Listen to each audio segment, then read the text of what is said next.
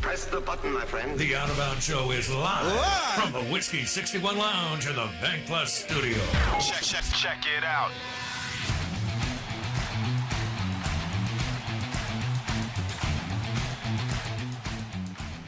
MSU, Big Blue Nation. Tomorrow night, Lexington, Kentucky. It's big, big, big for Leach and Will Rogers. And what they can do this year, what they want to accomplish. Only one loss, 5-1. They should win this game, but should doesn't win you the game.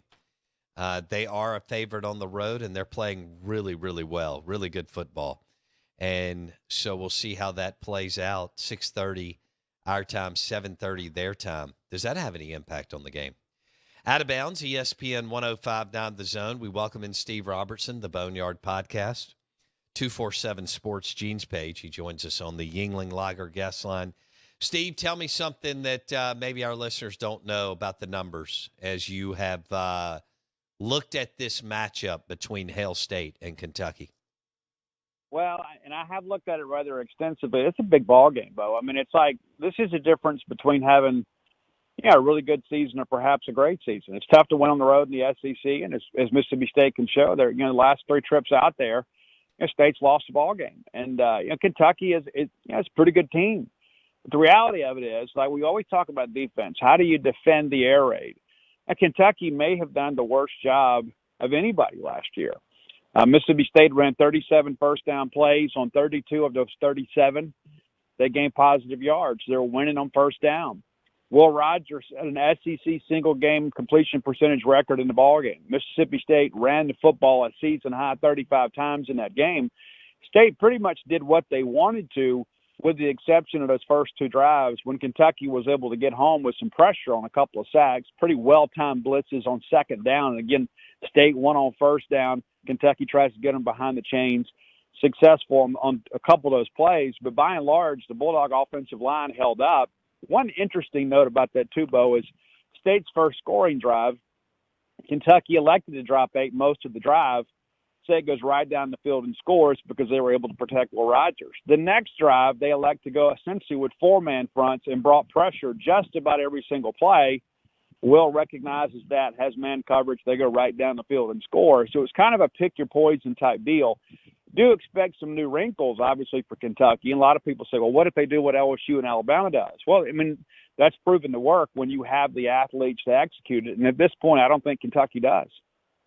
Okay, Steve Robertson on the Out of Bounds show.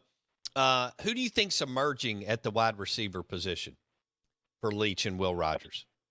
Well, it's a good question because it's a different player every week. I mean, just 2 weeks ago, we were talking about how Jaden Wiley and Austin Williams were not much of a factor in the offense against A&M, and then they both come back and have pretty good games against Arkansas. And I think that's really the strength of this offense, is that you can't key on one guy. Like last year, the whole thing was Mississippi State went as Mekhi Polk went, so you had to kind of shade some coverage to his side. The way State's getting production out of all these other wide receiver positions, you can't really do that. You've got to really basically play it straight up, and I think that's where teams struggle, is because State's banking on their fourth wide receiver being better than your fourth DB, and more times than not it is. Okay. All right, so what is it, 6 players with 20-plus catches for Leach and Will? Yeah, it's pretty crazy. Yeah, it's pretty crazy, isn't it? Yeah. They're just spreading the football around, and, Ra Thomas is so interesting. He'll have a great game, and then he kind of disappears for a game. I don't think that's an indictment on his ability. I think he just draws a little more attention to the defensive game plan. Didn't have a great game last week. Probably has a chance to have a good game this week. This Kentucky secondary, when you look inside the numbers, they're ranked 16th in the country in pass defense. You look at that and say, wow, that's impressive. Until you look up the fact that nobody's really throwing the football against them because they haven't had to. Right. If you look at the Ole Miss game as a great example. I mean, Ole Miss is a run-first team. Ole Miss, and I've read a lot of this commentary. People are like, well, Kentucky gave the game to Ole Miss. Well, that's part of the game.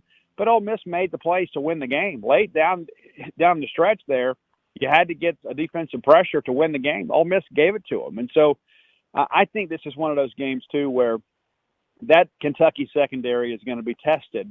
And that was really the biggest concern on the entire roster coming into this year. It's kind of a revamped secondary. you lost some players from a year ago. You bring in some transfers. There's not a lot of cohesiveness within that unit. And so those guys are really going to be tested. And I think ultimately that's what will decide this ball game is how can State attack that Kentucky secondary? Can they exploit that secondary perhaps like nobody else has this year? Yeah, because I'm looking at who they played. They haven't played anybody that throws the ball well at all to date. No, not at all.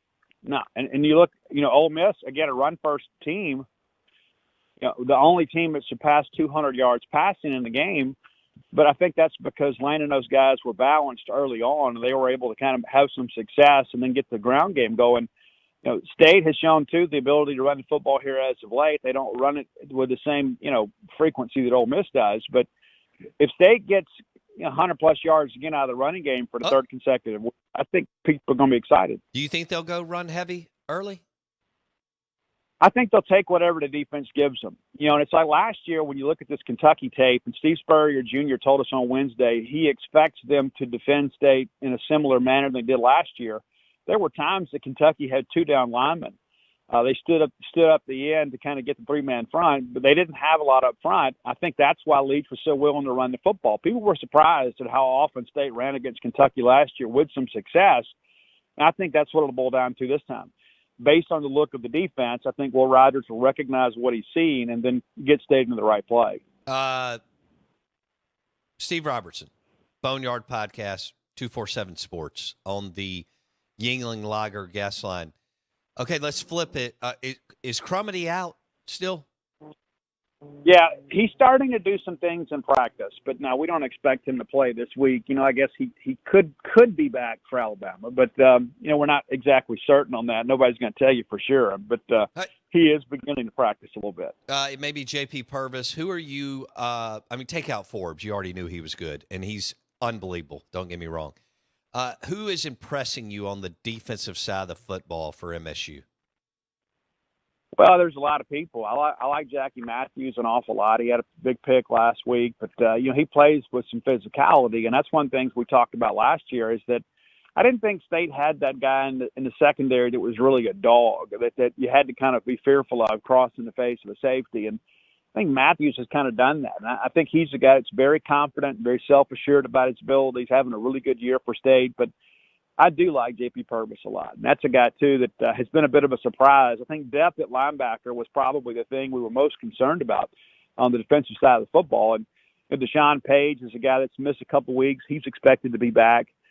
J.P. Purvis has kind of taken that opportunity and run with it. I think, when Buki Watson left for that targeting penalty, which was the right call. I know a lot of fans don't like it, but it was the right call. But it provided J.P. Purvis a chance to get on the field, and he was absolutely outstanding in both the second half of the A&M game and the first half of the Arkansas game. I think State's really found something there, and for the first time, I think, in his career, he understands what he's doing, and he's healthy enough to pull it off. Is he the best linebacker outside of Wheat?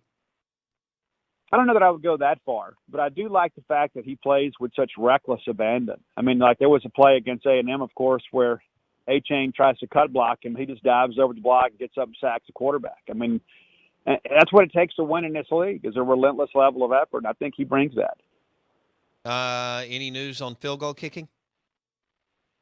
Well, it's interesting, too. We've talked about this, and I haven't went back and watched all the film. There's a lot of discussion about, the holder situation. It's like when you've got multiple kickers having the same issue, you kind of look at the entire battery. Maybe there's a holding situation, but maybe he's got to get that fixed. It's like State's been fortunate in a couple ball games because the margin of victory has been so grand, and they've been able to kind of absorb some of those setbacks. But the reality of it is not every game's going to be like that. You're going to have a game, and it could be this one, where you need to make a kick, late to kind of give yourself some separation. So they got to get it fixed. I don't think that the kickers are maybe necessarily the problem, at least not all of the problem. But the reality of it is they got to figure it out. Yeah. Steve Robertson will be in Lexington, Kentucky tomorrow. Thanks, Steve. 247 Sports, Gene's page. He joined us on the Dos Equis guest line. The Out of Bounds show is, speaking of, we've talked recruiting all week. Speaking of recruiting, Kinetic Staffing, Alan Lang. Executive search and long-term staffing solutions. KineticStaffing.com. Choose the winner among contract staffing firms. KineticStaffing.com. That is kineticstaffing.com. Get the right people on the field with kineticstaffing.com.